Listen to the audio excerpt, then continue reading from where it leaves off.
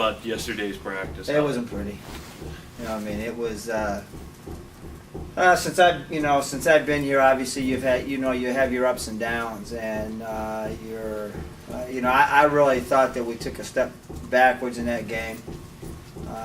Coming out of the, High Point, Charlotte, then coming home to, the games that we played at home. I really was pleased with the steps that we were making, in terms of growing and getting better. And I thought Saturday's night's game, although they shot the ball well, and they had a bunch of kids who shot the ball well that don't ever shoot the ball well, that hurt us. I was not happy with being outworked. And we had, I think a good day yesterday. It was positive, it was very aggressive.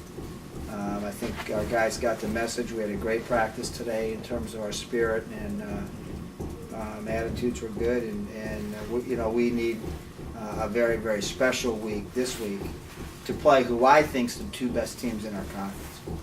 Coach, you said I think it was after Thursday's game, that you kind of like having them on the road, your team, because you can control their focus and everything. Is the timing of this little two-game swing, is it helpful considering what happened on Saturday? Yeah, but I mean, obviously you want to play at home. I mean, everybody likes to play at home, especially when you're going into 20-degree below weather. We, like I just said to you, I think that Milwaukee's been extremely underrated all year. I think they're very, very good. I think they have the offensive firepower, to win this thing. I really believe it'll be very interesting to see how this week or the next 2 weeks evolve, because then, Butler gets those two teams. Cleveland State will get those two teams. I think that I really believe that Milwaukee has enough, and I think Green Bay is seasoned enough. I mean, good gracious, those kids have been there forever, and that's a good basketball team. What are some things you guys are going to have to do to pull out victories on the road in Green Bay? We obviously going to have to play nearly a perfect 2 games on the road. We got to rebound the ball well. We have to shoot the ball well, and we've got to defend much better. Obviously, the other night we only scored in the 50s or whatever it was, but we've got to be able to defend better than what we have. It's been a sore spot for us. It used to be our strength. We're scoring the ball much better this year, but we've got to do a better job at the defensive end of the floor. Coach, last time out, another 20-point game for Calvin Bright. Obviously, he's been a real good bright spot for the team. How important is his play going into these 2 games that are going to be tough games? You know what I mean. Calvin was the Horizon League Player of the week, and it was justifiably picked, not only from his standpoint of his offensive production, but he did a tremendous job defensively last week too, against 2 really good players. He's very deserving because of the fact he's probably our most coachable kid. I think out of all the guys in the program that puts in extra time, comes in early, always stays late. Really is a kid that's constantly in the mode of wanting to get better. So it was very appropriate that that he won that, and I'm very, very proud of his progression over the course of this year. Coach, do you rely on somebody like Kelvin to relay your message through the other kids? And John, we have a problem with talking. We got a really quiet group, and it's not really pleasant, from my perspective, to deal with. I know that might sound a little strange to answer your question that way, but DeAndre, Calvin, Celester, those guys are way too quiet on the floor for me. And you weren't there for the Wright State game, but if we had talked through a very simple ball screen switch, we win that game. The other night, we gave up 2 threes in big situations that were simple ball screen things for us to communicate through. So I know I'm going around about on your question, but we've got to communicate better, and Calvin needs to talk more. These guys are, they're like church mice, Pete. I mean, they don't say nothing to anybody. Don't.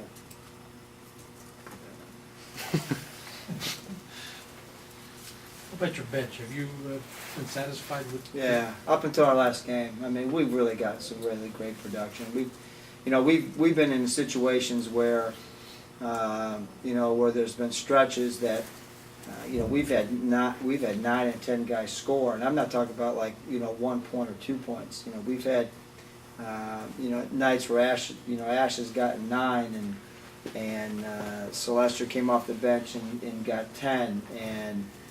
Dallas had 9, and that's really what's pushed us this year, from that fighting to get to 70 mark to being in the 80s, a lot of nights is because we've had really good bench production, and actually our worst bench production of the year, was our last game. So, it's fun, being around that because you can you can pull guys and get guys on the floor that want to be on the floor. It makes it for more consistent play, which I think we've had, for the most part. There's a lot of basketball to be played, and again, we have focused on that whole idea. The other day, we told our kids, hey, you got 42 days left and 14 games, and we're just counting down our days in terms of trying to motivate them to understand that every day is precious. And now we're down. Now we're down to 40, and that every day is important. And we've tried to get that across to our guys. Coach, you have a lot of history against Milwaukee. The season, the series is awful close between the two teams. I know you don't like to look, backwards, but is this one of the most important matchups as far as just the history and how important it is to get a win against this Milwaukee team? No, that's a Rob Schmidt kind of a question. No disrespect. I don't know what our record is against those guys. I don't know what, I know they're very good, and we're going up to their place on their floor, and we have our hands full. I was just joking about that. Anything else? How do you improve the communication? I mean, how do you work on that, or is that something that comes with them playing together more? Yeah, I think maturity. We do a ton of, I'll give it. If you want a basketball answer in terms of some clinic things that we make them talk. If I was going to pass the ball to Pete, I'd have to call out Pete's name. There's all little things that we end up doing. But if you ended up bringing those guys in here, they're not going to talk. They go out to eat, they don't talk, and. We're constantly in that kind of a state, and there's a lot of little things that go into winning and losing basketball games, and communication is a very, very important aspect of being able to play athletics at the highest level, and I don't care what sport you're in, if you cannot communicate, and here's the big issue. It's at the defensive end of the floor that really demands communication the most. And you have to be able to talk. And that has, if you were saying to me today, what do you think your biggest weakness of this year has been for us? And our guys hear it all the time. I would say yesterday we probably did 15 sprints because we didn't communicate. No other reason. Because they won't talk on a pass or a drill or whatever, and so eventually you'd like to think they'd get tired of running, and that was a statement to them yesterday because they're holding their shorts and they're bent over, and they're chippy, and I said, well, just talk.